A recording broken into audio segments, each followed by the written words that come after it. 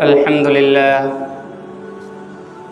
لله رب العالمين والعاقبة للمتقين والصلاة والسلام على سيد الأنبياء والمرسلين وعلى آله وأصحابه أجمعين أما بعد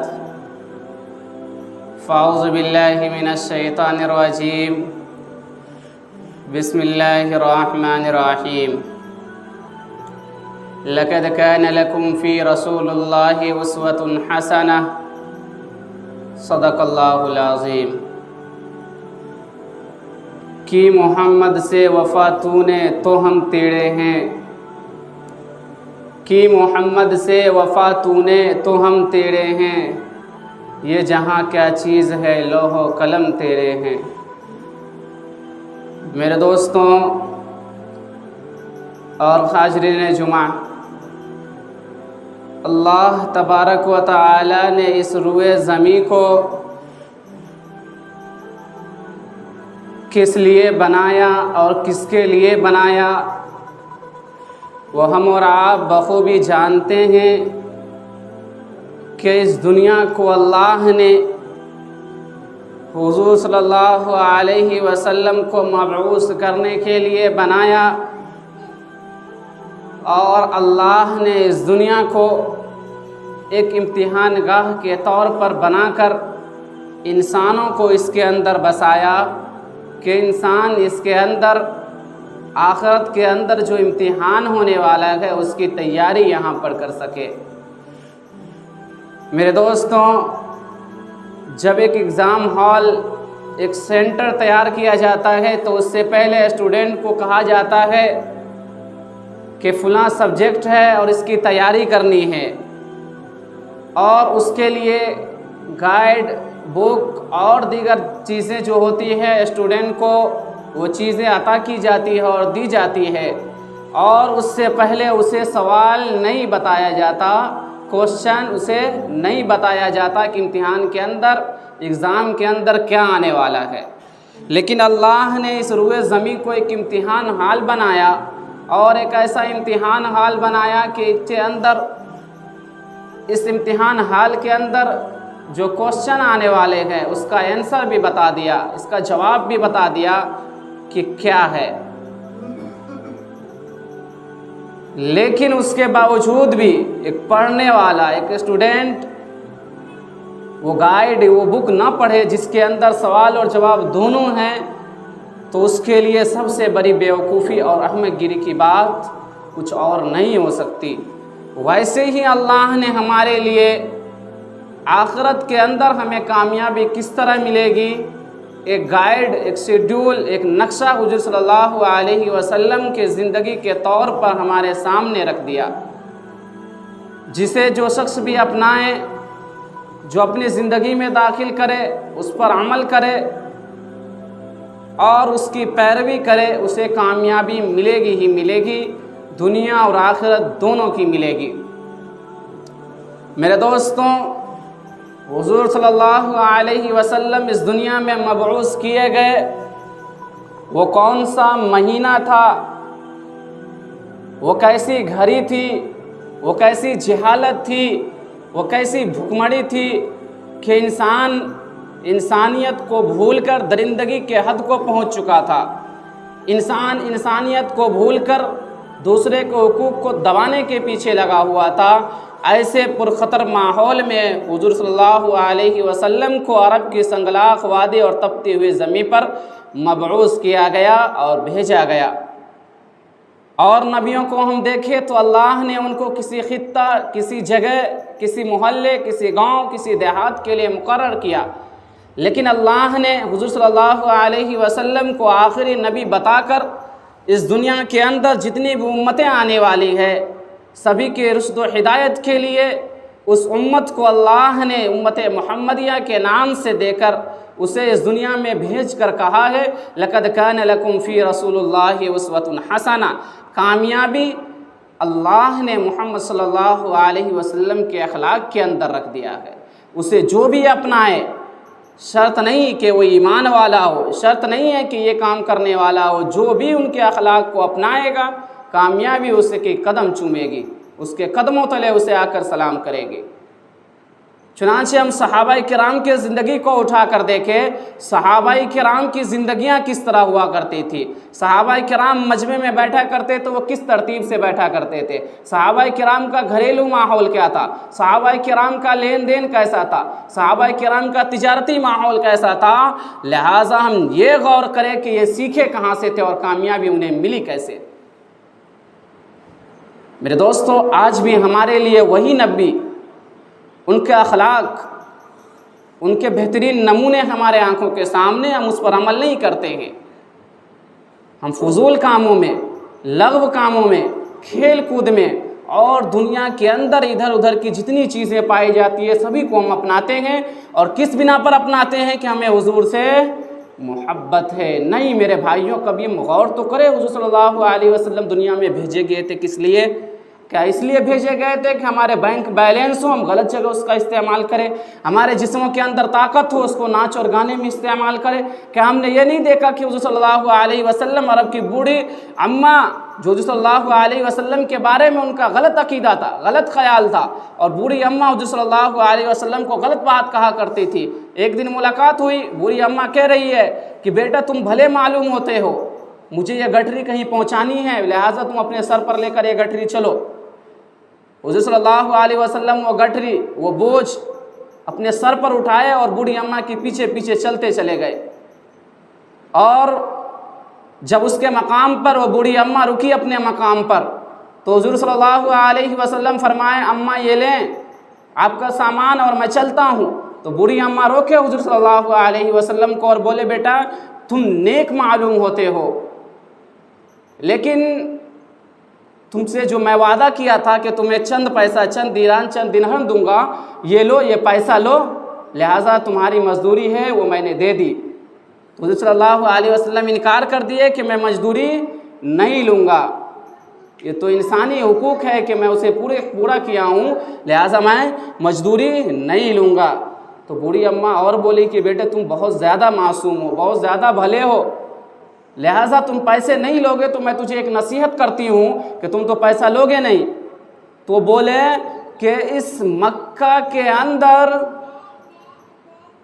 ایک محمد نامی شخص ہے، تم اس کے پاس کبھی مت جانا، اس کی بات کبھی مت سننا۔ تو حضور صلی اللہ علیہ وسلم بولے اماں آپ کا ایسا کیوں کہہ رہی ہے؟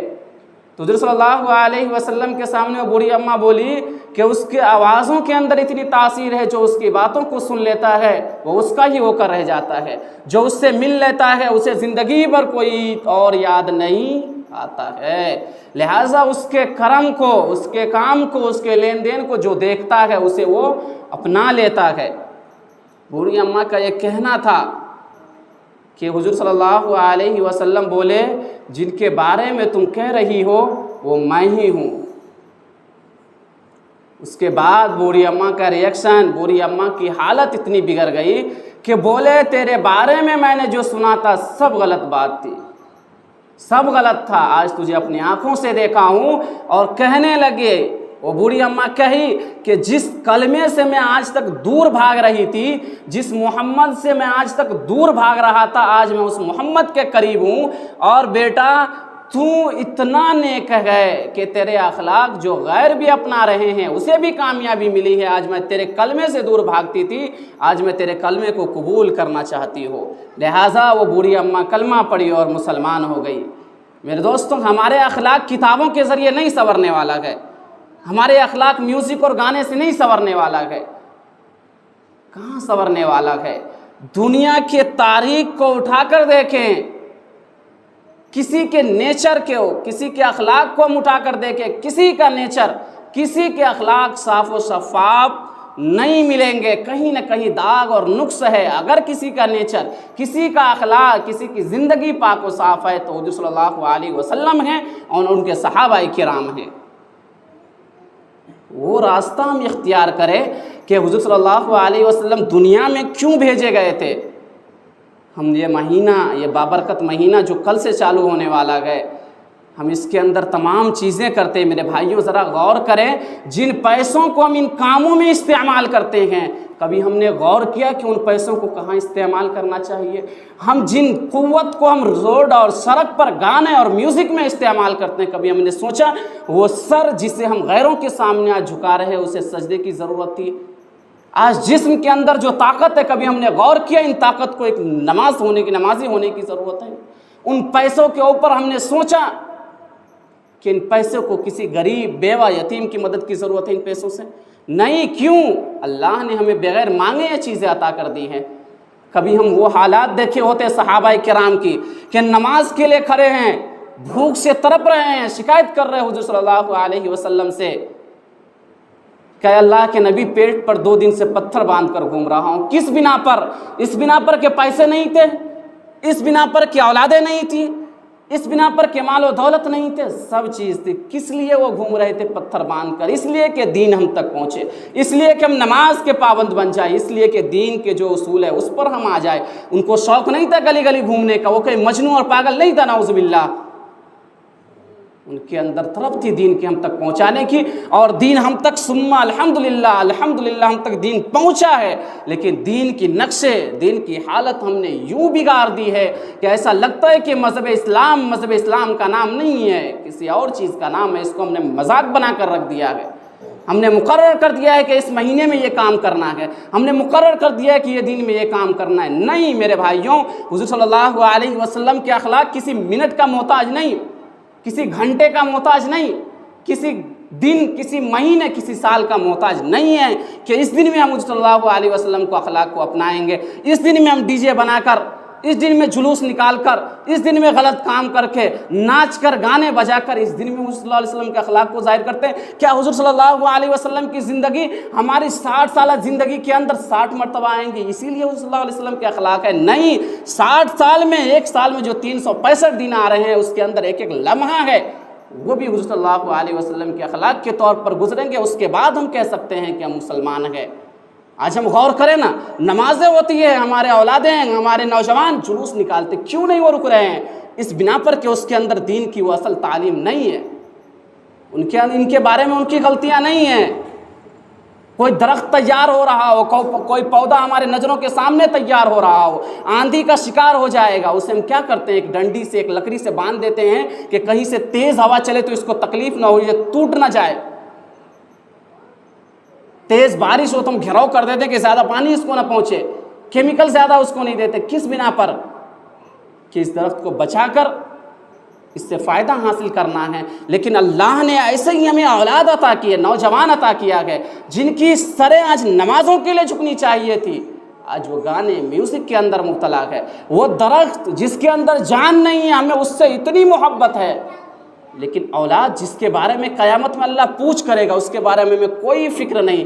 وہ غلط کام میں رہے، جوا کے اڈوں پر بیٹھے، نماز کو چھوڑے، ہمیں کوئی فکر نہیں۔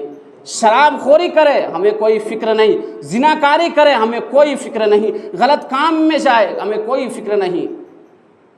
ہمیں فکر کس بات کی ہے کہ کہیں اسے کوئی غلط نہ کہہ دے۔ ارے بھائی، اس کو ہم غلط بننے کیوں دیے ہیں کہ کوئی اس کو غلط کہہ رہا ہے؟ چند روپیے کے خاطر، چند پیسوں کے خاطر حضور صلی اللہ علیہ وسلم کے اخلاق کو ٹھیس پہنچا رہے ہیں۔ ان کے بہترین جو لقد کان لکم فی رسول اللہ اسوۃ حسنہ جو اخلاق تھے، ان کو ہم نے کس معیار پر پہنچا دیا ہے؟ کیا ہمارے اخلاق یہ ہیں کہ سال میں 11 مہینے چھوڑ کر 1 مہینے ہمارے اندر دین جاگے، سال میں 11 مہینے چھوڑ کر صرف محرم میں دین جاگے؟ نہیں میرے بھائیو، دین 1 سال، 1 مہینے، 1 گھنٹے، 1 دن کے لیے دین ہمارے اندر نہیں آنی چاہیے۔ جب تک جسم کے اندر جان ہے اس وقت تک ہم عہد کریں کہ غلط کاموں کو چھوڑ کر اللہ کے دین کے لیے ہم اپنی زندگی کو سربلند اور سربلندی کے ساتھ وقف کر دیں گے۔ جب جہاں ضرورت پڑے گی ہم دین کے کام کریں گے۔ دین ہم تک یوں ہی اپنے سوچ کے حساب سے، اپنی چاہت کے حساب سے عمل کرنے کے لیے ہم تک دین نہیں آیا ہے۔ دین کس لیے آیا ہے؟ سیکھے ذرا کہ حضور صلی اللہ علیہ وسلم کے اخلاق جو تھے ان سے صحابہ کرام پر کیا اثر پڑتے تھے۔ ایک مرتبہ مجلس لگی ہوئی ہے صحابہ کرام کی، حضور صلی اللہ علیہ وسلم بیان فرما رہے ہیں، لوگوں کو سمجھا رہے ہیں، صحابہ کرام کو سمجھا رہے ہیں۔ ایک صحابہ اسدبل میں جہاں گھوڑوں کو باندھا جاتا ہے وہاں پر کھڑے ہیں، اور ایک صحابی اندر آ رہے ہیں، تو حضور صلی اللہ علیہ وسلم دیکھے اندر جگہ خالی نہیں ہے تو یہیں سے اشارہ کیا کہ تم بیٹھ جاؤ۔ تو حکم کس کے لیا تھا؟ وہ صحابی جو دروازے پر ہے تو بولے وہیں وہ بیٹھ گئے دروازے پر، لیکن وہ آواز کہاں تک پہنچی؟ ازطبل تک، چراگاہ تک جہاں گھوڑوں کو باندھا جاتا تھا، تو وہ صحابی وہیں پر بیٹھ گئے۔ حالانکہ حکم کس کے لیا تھا؟ یہ صحابی جو ابھی دروازے سے اندر داخل ہو رہے ہیں کہ اندر جگہ نہیں ہے، تکلیف ہوگی، آپ باہر ہی بیٹھ جائے، دروازے پہ بیٹھ جائے، وہ صحابی وہیں ازطبل میں، وہی گھوڑے کی جگہ پہ وہیں بیٹھ گئے۔ ان سے پوچھا گیا آخر کیوں تم وہاں بیٹھ گئے؟ حالانکہ تم غور و فکر کرتے، سوچتے تو تمہیں بات یہ سمجھ آتی کہ حضور صلی اللہ علیہ وسلم اندر بیٹھے ہوئے، جہاں تک ان کی نظر پہنچ رہی وہاں تک کے لیے حکم آیا ہوگا، جو حکم ہے وہ سامنے والوں کے لیے ہوگا، تم وہاں کیوں بیٹھ گئے؟ تو وہ کہتے ہیں کہ جب حضور کا حکم آ جائے اس وقت عقل کو اور آنکھ کو اور جسم کو بند کر کے اس پر عمل کرنی چاہیے۔ عقل کی رسائی وہیں تک ہے جہاں جس جگہ کے بعد حضور صلی اللہ علیہ وسلم کی رسائی چالو ہے، جہاں تک ہماری سوچ ہے مذہب اسلام اس سے کئی گنا اوپر ہے۔ میرے دوستوں، یہ خرافات، یہ غلط کام، یہ دین کے نام پر یہ چیزیں، یہ سب اختیار کرنا آپ کریں، منع بھی نہیں ہے اس سے، ہم حد میں رہ کر کریں۔ ہم ذرا غور کریں کہ نماز جس کو متعمد، یہ بہترین ان الصلاۃ تنہا عن الفحشاء والمنکر، برائیوں سے وہ نماز جو ہمیں روکتی تھی، اذانیں ہو رہی ہم برائیوں میں مبتلا ہے، یا تو اذان غلط ہے یا وہ کام جو تو کر رہے ہو وہ غلط ہے، نمازیں ہو رہی ہم نمازوں کو چھوڑ کر غلط کاموں میں مبتلا ہے، یا تو نماز غلط ہے یا وہ کام غلط ہے، کوئی ایک ہی صحیح ہوگا نا بھائی۔ ایگزام ہال میں پیپر کے اوپر 2 آنسر دیا جائے، اے اور بی، ہم کسی ایک کو ہی لاک کر سکتے، دونوں کو لاک نہیں کر سکتے، کیوں؟ کوئی ایک ہی صحیح ہوگا۔ سڑکوں کی حالت کیا ہوتی ہے؟ ہم سمجھتے ہیں کہ غیر جو اختیار کر رہے ہیں، وہ بجا رہے ہیں، وہ گا رہے ہیں، کھا رہے ہیں، ہم بھی طریقے اختیار کریں گے، اس سے ظاہر ہوگا کہ حضور کی محبت ہے۔ تو ہم کبھی سوچیں ہیں کہ حضور کی محبت کس طرح تھی صحابہ کرام کے لیے؟ حکومت ملی ہے، چند پیسے ہیں، راتوں کو آرام نہیں کرتے تھے۔ حضور صلی اللہ علیہ وسلم کے بارے میں ہے کہ جب رات کو زکوٰۃ کا مال ان کے پاس پہنچتا تھا تو رات کو حضور صلی اللہ علیہ وسلم سوتے نہیں تھے، کس بنا پر؟ اب عائشہ پوچھتی ہے اللہ کے نبی، آپ کے پاس جو مال ہوتا ہے وہ صبح صبح تک آپ کے پاس سے غائب ہو جاتا ہے، کہیں اور چلے جاتا ہے، پھر بھی آپ سو نہیں رہے، تکلیف کس بات کی ہے؟ تو بولے جو مال میرے پاس ابھی موجود ہے پتہ نہیں کس طرح میں اس کا استعمال کروں گا، پتہ نہیں صحیح کے پاس پہنچا پاؤں گا یا نہیں۔ آج ہمارے پاس لوگ مال اکٹھا کراتے ہیں کس بنا پر؟ کہ مہینہ بابرکت آ رہا ہے، اس کے اندر نیک کام ہوگا۔ نہیں میرے بھائیوں، ان خرافات سے نکلنے کی ضرورت ہے۔ ہم سوچیں کہ کس معیار پر اپنے آپ کو پہنچائے ہیں۔ آپ کریں، روک نہیں رہا ہوں میں اس سے، آپ جلوس نکالیں، ڈی جے بجائیں، جتنے کام ہیں سب کریں، ذرا سوچیں تو صحیح یہ مل کہاں سے رہا ہے ہمیں؟ یہ کام ہم کس کے بنا پر کر رہے ہیں؟ یہاں پر ہم نماز پڑھنے آئے، آگے نہ کوئی امام تو ہوگا نا بھائی، وہ تکبیر کہے گا، سورہ پڑھیں گے، نماز پڑھیں گے، کوئی نہ کوئی امام تو ہوگا۔ آج ہم جو غلط یہ کام جو کرتے ہیں، یہ مہینے جو مخصوص کر کے ہم یہ کام جو کرتے ہیں، یہ آیا کہاں سے؟ یہ ہمارے ذہنوں میں آیا کہاں کہ یہ دن خاص ہم کر دیے ہیں کہ یہی دن میں یہ کام کریں گے؟ یہ ایجنڈا ہے مذہب اسلام کو بدنام کرنے کا۔ وہ سوچ رہے ہیں کہ 365 دنوں میں کوئی دن تو ان کے پاس موجود نہیں ہے۔ ان کو بولوں گا کہ کربلا کے واقعات پڑھو، یہ پڑھیں گے نہیں۔ ان کو بولوں گا کہ رمضان میں جنگ بدر ہوئی، یہ جنگ بدر کے حالات کو پڑھیں گے نہیں۔ ان کو بتاؤں گا کہ ابو جہل کو کس نے مارا، یہ سنیں گے نہیں۔ ان کو بتاؤں گا کہ 313 کس طرح جنگوں کو فتح کیا کرتے تھے، یہ سنیں گے نہیں۔ ان کو بتاؤں گا کہ صحابہ کرام کی بیویاں کس طرح دین کے لیے چلا کرتے تھے، یہ سنیں گے۔ لہٰذا ان کو کرو کیا؟ دین سے ہٹانے کے لیے اس کو الگ مزاج بنا دو کہ غلط کاموں میں خود بخود جائے۔ مطلب ہمیں جوش کس بات پر آتا ہے؟ میوزک کہیں بج رہا ہو تو اندر سے ایک دم فیلنگ آتی ہے کہ یہ بہترین کام ہے، 4 ٹھمکا وہیں پر لگا لیا جائے۔ نہیں میرے بھائیوں، یہودی عیسائی ان کا مشن کیا ہے ہم یہ سمجھے۔ آگے کھل کر بات کرنے کی لاؤڈ اسپیکر پر اجازت بھی نہیں ہے، اور یہ حالات بھی نہیں ہے کہ ایسی باتیں سب سے کی جائے۔ کبھی آیا بیٹھے اور پوچھیں کہ مولانا حافظ صاحب، امام صاحب، آخر پوری دنیا ہم سے ہی کیوں اختلاف کرتی ہے؟ اور بھی قوم ہے ان کو ٹارگٹ پہ کیوں نہیں لیتی ہے کوئی، اور مسلمانوں کو ہی کیوں لیتی ہے؟ میرے بھائیوں، ان کا مشن ہی یہی ہے کہ جس طرح ایک گاڑی کو تیار کرنے کے بعد اس گاڑی کے کمپنی کا جو انجن ہے وہی انجن اس کے اندر نہ لگا کر کوئی اور انجن لگایا جائے تو اس گاڑی کی اہمیت لوگوں کے دلوں سے ختم ہو جائے گی، کہیں گے یہ ڈپلیکیٹ ہے۔ ویسے ہی ایمان والے کو تیار کیا جائے، انہیں نمازوں کے اندر جانے دیا جائے، دین چلنے لیکن اندر سے ایمان ختم کر دیا جائے، وہی ان کا ہے، اور ان کا مشن آج کامیابی کی طرف جا رہا ہے۔ ہمیں سوچنے کی ضرورت ہے، تھوڑی سی توجہ دیں کہ ہم جو کام کرتے ہیں وہ صحیح ہے یا غلط ہے، اور غور کریں۔ لقد کان لکم فی رسول اللہ اسوۃ حسنہ، کی محمد سے وفا تو نے تو ہم تیرے ہیں، یہ جہاں چیز ہے کیا لوح و قلم تیرے ہیں۔ میرے دوستوں، جو بھی کام کریں ہم سمجھیں کہ یہ کام ہم کیوں کر رہے ہیں۔ ہم نماز پڑھ رہے ہیں، میں یہ نہیں کہتا ہوں نماز بھی آپ آنکھ بند کر کے پڑھ لیں، نہیں، نماز ہم کیوں پڑھتے؟ قرآن کے اندر ثبوت ہے، حدیث کے اندر دلیل ہے، ہم نماز پڑھ رہے ہیں۔ جو بھی آپ کو کوئی کام کرنے کو بولے، چپل سیدھے کرنے کو بول رہا ہے، بھائی چپل سیدھا کرو، مولانا یہ کہاں سے ثابت ہے؟ ہم کیوں سیدھا کریں؟ اخلاق، حضور صلی اللہ علیہ وسلم کے اخلاق، ان سے پوچھے حضور صلی اللہ علیہ وسلم کے اندر یہ بات تھی نہیں تھی تو تم مجھ سے کیوں کروا رہے ہو؟ پانی 3 سانس میں کیوں پینے کو کہہ رہے ہو؟ حضور صلی اللہ علیہ وسلم پیتے تھے، ہاں پیتے تھے، تب میں پیوں گا۔ ہم آج کوئی کچھ کہہ رہا ہے، ہمیں دین کے نام پہ ہم کرنے کو تیار ہو جاتے ہیں، نہیں میرے دوستوں۔ آج انسان کوئی ویڈیو، کوئی امیج ہمارے سامنے آتا تو ہم یہ نہیں دیکھتے اس امیج کے پیچھے کیا حیثیت ہے، ہم کیا دیکھتے ہیں؟ اس کے اوپر ہیڈنگ جو لکھی ہوئی ہے، اس سے انسان متوجہ ہوتا ہے، متفرق ہوتا ہے، بھٹکتا ہے، اگر صحیح ہے تو صحیح راستے پر آتا ہے۔ کیوں؟